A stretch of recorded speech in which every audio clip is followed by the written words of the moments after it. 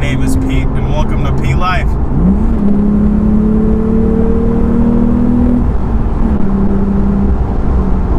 So if you're wondering why my arm is doing all of this, yes, we have a manual transmission.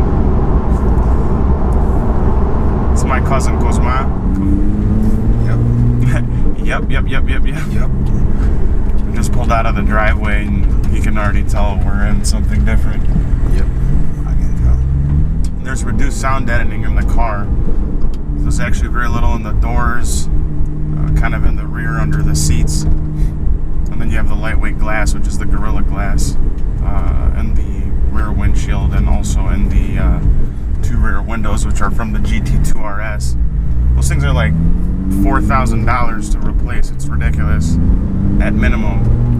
But what that gives you is a lot more engine noise. You get a little bit of induction noise. And then it has two speakers in the back, which are like sound symposers that pump in engine noise. You don't really get the turbo spool whistles in the car unless you have the windows open. So consequently, what that does is makes the speakers rattle like crazy when you're listening to music with a heavy bass.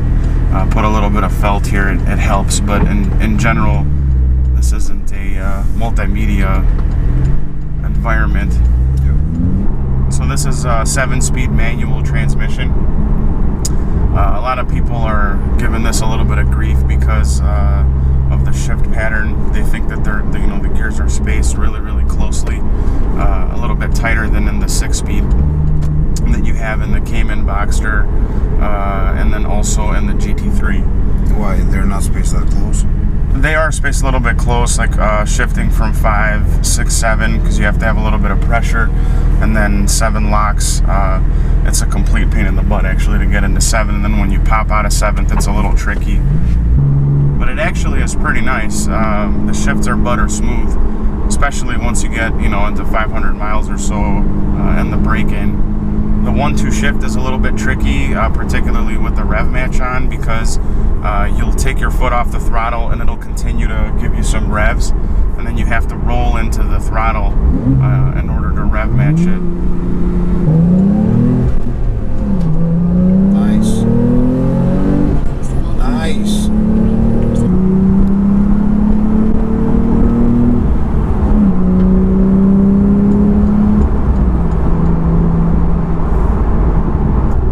Matching is actually pretty addictive. It'll put you straight into where the gear is. It makes it butter smooth. You see how seamless that is? That's about 4,000 RPM there, so you can see that there's a lot of induction noise. I have the valves open for the sport exhaust.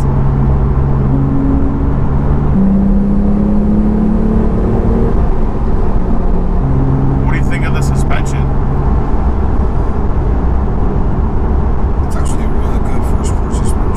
Sports suspension, it's very compliant, but it's stiff. Yeah, it's right on target. Yeah, right on target. I mean, you can stiffen it up. So this car comes standard with the Sport Porsche Active Suspension Management, which is 10 millimeters lower than the standard one, and a little bit stiffer. It'll activate if I go into Sport Plus, and you can turn it off, obviously, but that might be a little bit too stiff for the road, but even for highway driving, I've used it a little bit. It's not bad at all. It's actually not terribly noticeable over the regular PASM suspension, which is standard on all the Carreras now.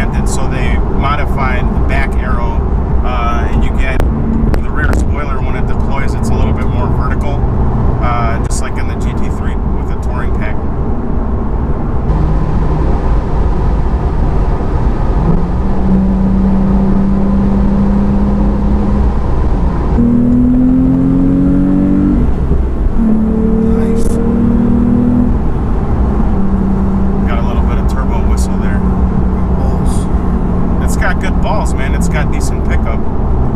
It's 370 horsepower, 331 pound-feet of torque. It's underrated, though, for sure. I think it makes that at least with the wheels. And you're running the AC, too, I think. I don't know. I mean, it'll leach a little bit of power, like 2 horsepower. That's all you need. Nah, I mean, who knows?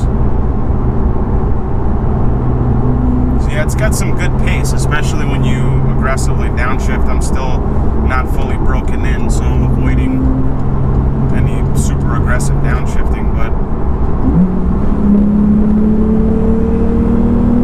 I mean, just driving in regular traffic, the shifts are seamless. You can pick up and go.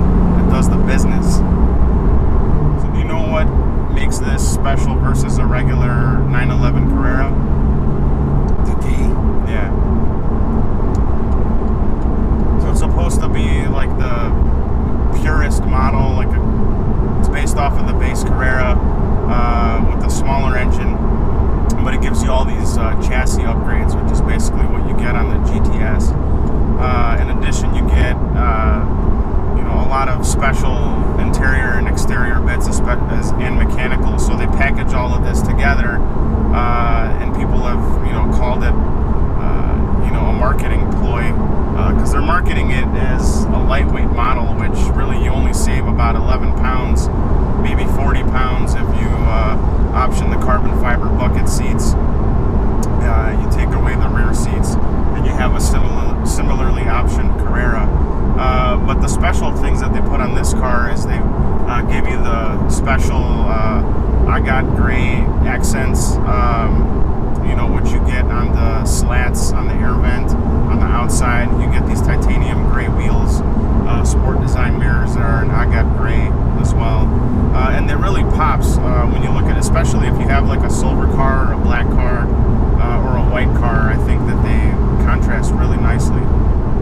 The other thing you get on this car is you get a lot of things standard. So you get the sport exhaust standard with the black tips, which is a valved exhaust that turns on and off with this button. You have a mechanical limited slip differential and a brake actuated torque vectoring. And you only get this in the manual. You don't get that in the PDK. And then you also get shorter gear ratios, primarily because of the shorter final drive, which is found on the S. And then you get this red shift pattern over here with a stubbier, shorter throw transmission lever. And then obviously you have these fabric door pulls. And then you also get the sport chrono package as standard in this car, and it's weight optimized, so you don't get that. You don't need to have that silly clock on the dash, which is about for $330. You can add it back. What does that give you? That gives you this Manatino dial on the steering wheel where you can go between the different modes. You also get individual mode where you can set, your exhaust, your throttle settings, your suspension settings, spoiler settings, and then you also get dynamic engine mounts, which is pretty nice because you can stiffen up the whole chassis. Yeah, the rear steering, which is seriously, this is the best option that you can actually get on the car. It makes it so agile. You can't get it on the base Carrera, but multiple reviewers and probably almost every single reviewer that you see just raves about the rear axle steering. And I spent some time driving a GTS and a base Carrera to compare with and without, and you can really actually feel, because it's a rear engine car, which aids in the traction, so you have tons and tons of mechanical grip, but you can really feel the weight of the engine, the steering weight on turns, and the rear axle steering makes it more nimble, kind of more effortless when you're just putzing around, or when you're hauling ass on a turn at high speed. And the rear axle steering at low speeds, it'll turn in opposite to the front wheels, and then at high speeds it'll actually turn in the same direction as the front wheels to kind of lengthen the wheelbase, so you can have a shorter or a longer wheelbase, which is kind of speed specific. Did they change the car, the lines? Panamera. And they did. That's the new one. It looks a little. It's nice, man. I like it. Looks a little bit nicer. There's no ABS here, baby. Actually, the brakes are insane. I almost made my wife pass out. The blood just leaves, and your brain brain and goes to your nose. Look at the brakes.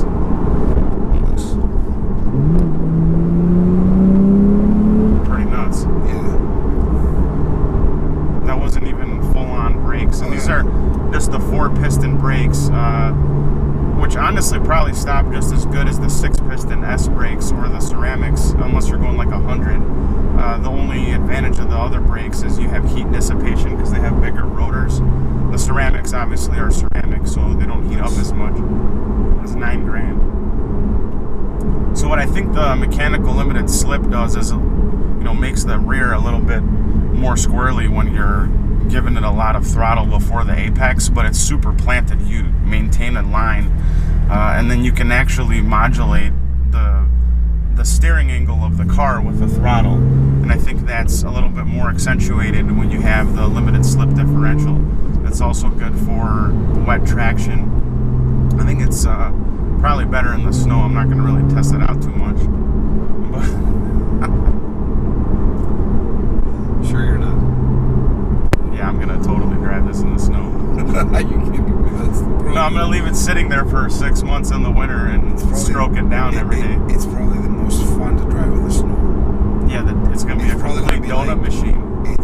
No, it's not. Yeah, it is, dude. I mean, it's going to have good traction. It's going to be... I got the front axle lift, so I'll have some more clearance, for the winter months. But yeah, you're right. There's no way I'm going to be able to watch this for 5 months. I'm going to be freaking out.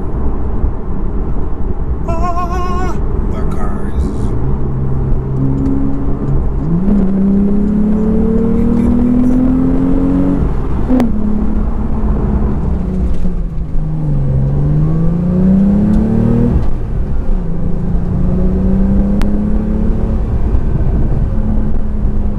We're in Mexico, by the way.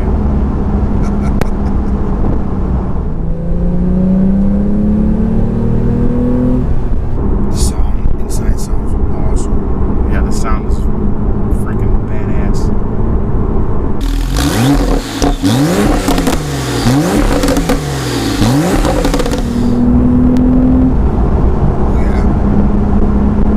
Hit it. Oh, this is ridiculous.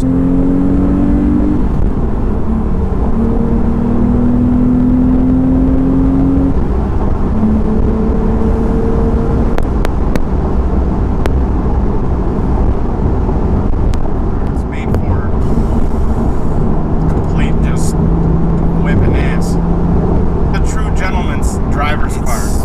He has something else, some kind of class with the animalisticness that exists within it. It's like it's made out of one block of steel. And the thing is like a freaking laser beam. It's so rocky road here. Son of a bitch. And this is the new Porsche PCM that they came out with. It's pretty ridiculous. Yeah, I mean, of course, Tesla set the standard, and now everybody's. Yeah, but who wants a laptop on the dash?